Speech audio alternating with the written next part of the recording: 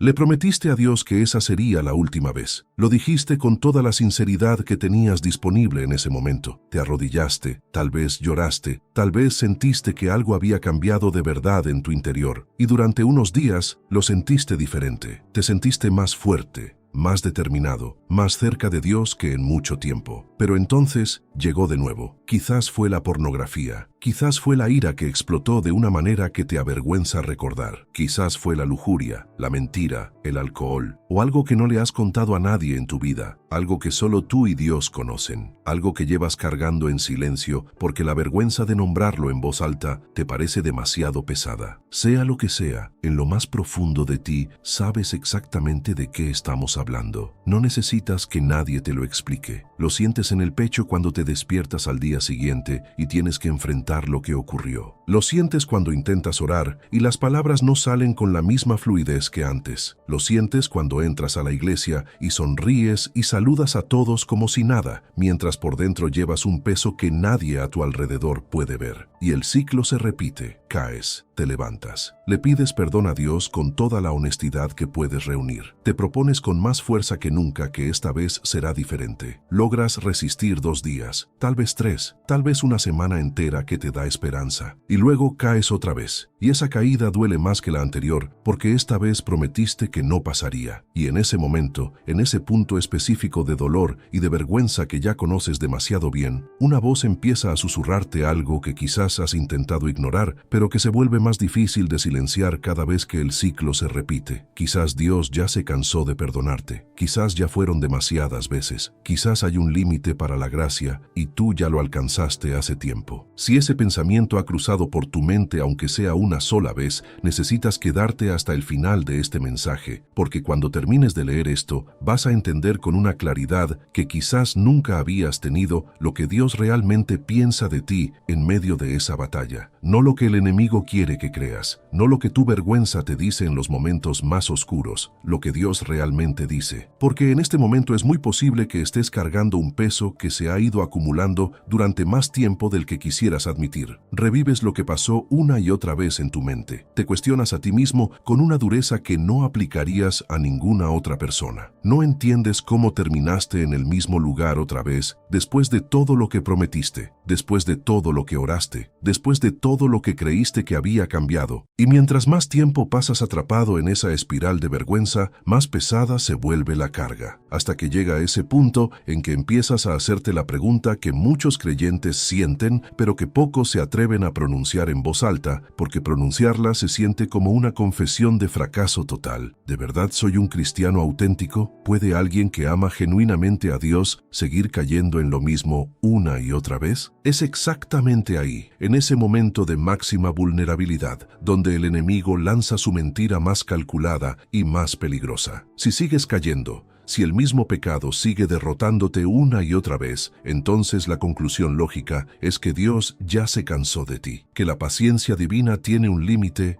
y tú lo cruzaste, que quizás nunca fuiste realmente salvo porque alguien verdaderamente transformado no seguiría luchando con esto, pero eso no es lo que enseña la Biblia. Y la diferencia entre lo que el enemigo susurra y lo que la palabra de Dios declara no es un detalle menor, es la diferencia entre vivir en libertad y morir lentamente en la prisión de la vergüenza. Proverbios 24:16 dice con una claridad que no admite interpretaciones alternativas, porque 7 veces cae el justo y vuelve a levantarse. Detente en esa frase un momento. Lee lo que dice realmente. No dice que el malvado cae 7 veces. No dice que el débil cae 7 veces. No dice que el que no tiene suficiente fe cae 7 veces. Dice claramente, sin ambigüedad y sin condiciones, el justo cae. Los que genuinamente pertenecen a Dios, los que lo aman de verdad, los que tienen una relación real con Él, también enfrentan caídas, también experimentan derrotas, también conocen esa sensación devastadora de volver a estar en el mismo lugar del que creían haber salido. Deja que eso se asiente en tu corazón, por un momento completo, antes de seguir adelante. La Biblia no solo anticipó que caerías, la misma Biblia que contiene los estándares más altos de santidad que existen, te llama justo incluso en medio de la batalla, no cuando hayas alcanzado la perfección, no cuando hayas dejado de luchar, ahora, en este momento, en medio de esta guerra que estás peleando. Escucha esto con toda la atención que puedas reunir. Caer en pecado no significa que tu fe sea falsa, no significa que tu conversión nunca fue real, no significa que Dios te haya abandonado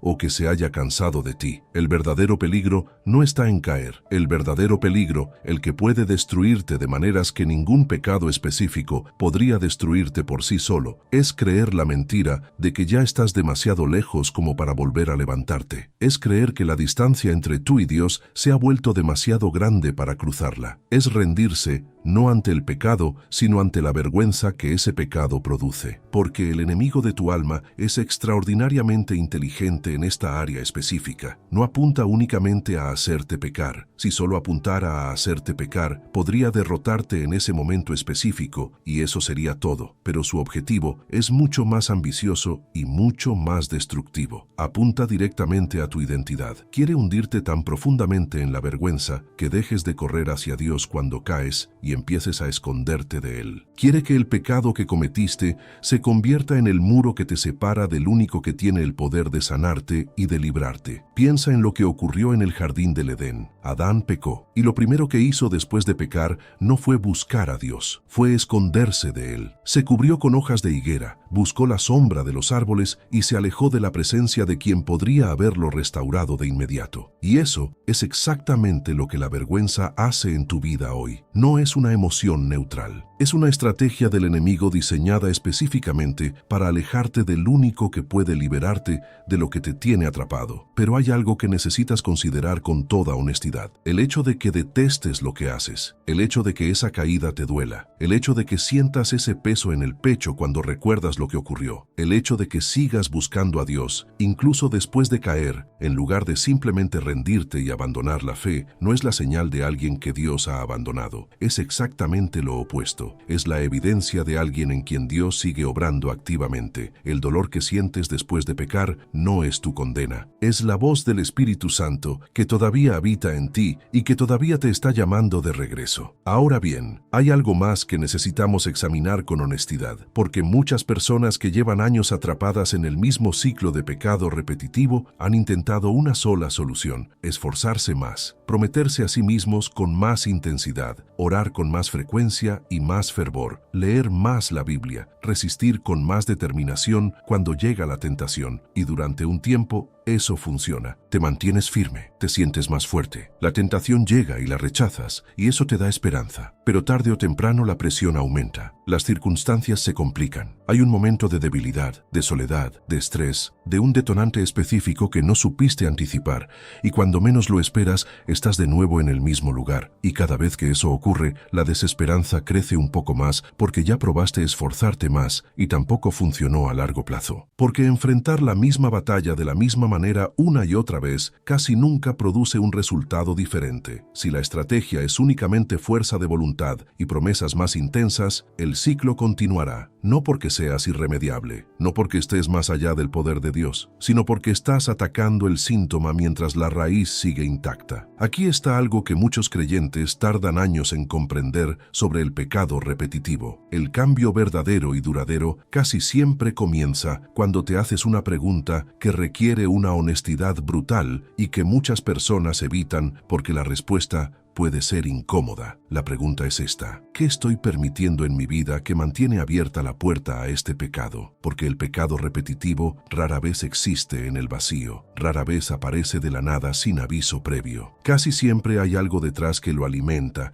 que lo facilita, que crea las condiciones perfectas para que ocurra una y otra vez. Un hábito que parece inofensivo, pero que te lleva sistemáticamente al mismo punto de vulnerabilidad. Un entorno que te expone repetidamente a la misma tentación. Un detonante emocional, el estrés, la soledad, el aburrimiento, el rechazo, que activa el mismo patrón de comportamiento cada vez que aparece. Si la lucha tiene que ver con pornografía o con lujuria, hazte estas preguntas con la honestidad que merece tu propia libertad. ¿Qué estás consumiendo tarde en la noche, cuando estás solo y nadie te está viendo? ¿Qué tipo de contenido sigue apareciendo en tu teléfono porque tú lo has permitido o lo has buscado activamente? ¿En qué pensamientos permites que tu mente se detenga y se recree cuando nadie más tiene acceso a lo que estás pensando? Porque esta batalla específica no siempre es una cuestión de falta de fuerza espiritual. Muchas veces es una cuestión de puertas que tú mismo has dejado abiertas, de ventanas que siguen disponibles, de hábitos que alimentan la tentación mucho antes de que la tentación llegue a su punto más intenso. Y la misma pregunta aplica a cualquier otro pecado repetitivo. ¿Qué situaciones, qué personas, qué hábitos, qué contenidos, qué conversaciones están creando sistemáticamente las condiciones para que caigas? No porque seas débil sin remedio, sino porque eres humano, y los seres humanos somos profundamente influenciados por el ambiente que creamos a nuestro alrededor y los patrones que establecemos en nuestra vida cotidiana. Pero escucha ahora lo que Dios declara sobre ti en medio de esta lucha, porque necesitas escucharlo con la misma claridad con que escuchas las acusaciones del enemigo. El Salmo 37:24 dice: «Cuando el hombre cayere, no quedará postrado, porque el Señor sostiene su mano». No dice que el Señor sostiene la mano de los que no caen. No dice que el Señor sostiene la mano de los que solo caen una vez o dos. Dice que cuando caes, cuando ese momento que tanto temías vuelve a ocurrir, Dios no te suelta. Sigue teniendo tu mano. No te está mirando desde el cielo con una tabla de puntuación registrando cada falla. Te está sosteniendo incluso mientras tropiezas. Esa imagen debería cambiar completamente la manera en que te relacionas con Dios después de cada caída. No como alguien que se acerca avergonzado a un juez que ya está harto de escuchar las mismas excusas, sino como alguien que regresa al Padre que nunca soltó su mano, aunque tú hayas intentado soltarla de él. Si has estado cayendo en el mismo pecado durante meses o años y ya estás genuinamente cansado de luchar de esta manera, si el peso que cargas se ha vuelto casi insoportable, necesitas escuchar esto con toda la claridad posible. No permitas que la vergüenza te aleje de Dios. La vergüenza quiere convencerte de que debes esperar hasta estar mejor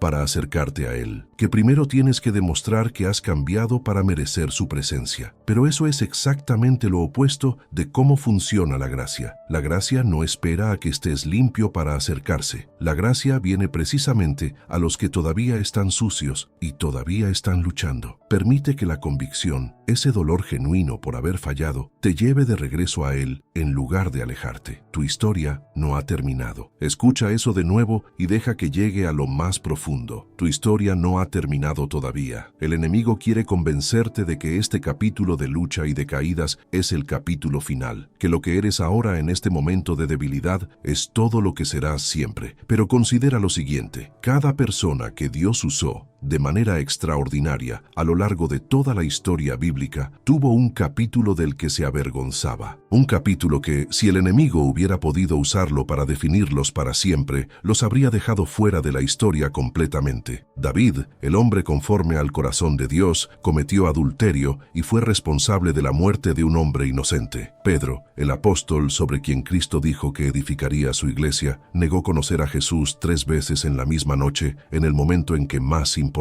Pablo, el hombre que escribió gran parte del Nuevo Testamento y llevó el Evangelio a los confines del mundo conocido, había perseguido y contribuido a la muerte de creyentes antes de su conversión. Hombres que cayeron profundamente, que fallaron de maneras que marcaron su historia de manera indeleble, y a quienes Dios no desechó, sino que transformó y usó de maneras que ninguno de ellos podría haber imaginado en sus peores momentos. El hecho de que sigas luchando con esto, en lugar de haberte rendido completamente, es significativo. El hecho de que todavía sientas ese peso después de caer, en lugar de haberte vuelto insensible a él, es significativo. El hecho de que hayas llegado hasta aquí buscando algo que te ayude con esta batalla, no es la señal de alguien con quien Dios ha terminado. Es la evidencia de alguien a quien Dios todavía está buscando activamente, todavía está formando, todavía no ha terminado de escribir su historia. El enemigo quiere que este capítulo sea el punto final de tu historia con Dios. Pero Dios todavía tiene la pluma en la mano